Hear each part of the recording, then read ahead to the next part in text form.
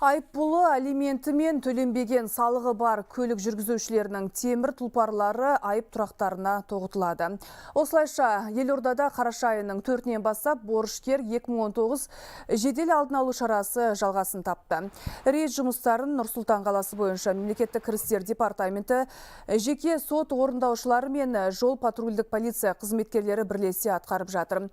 Бір апта ішінде жалпы қарызы 1 миллион теңгеден астам 15-ке тарта ескерту берілді. Ал ұзақ уақыт бойы ірі айыппұл көлемін төлемеген азаматтардың жылжымалы мүлкі уақытша тәркіленіп жатыр. Осы күнге дейін екі Range Rover автотұраққа қойылды. Оның сомасы шамада 1.200.000. 13 жеке тұлғаларға хабарлама берілді. Оның сумасы 720 мың.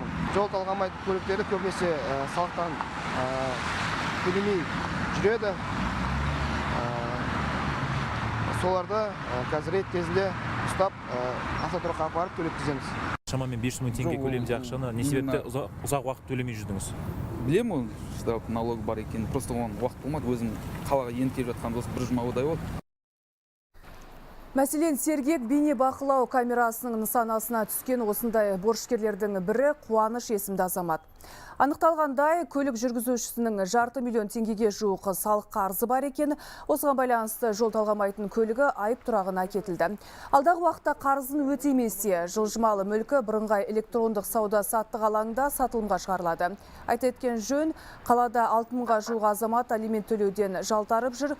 Олардың жалпы қарызының көлемі 5 миллион теңгеден асады.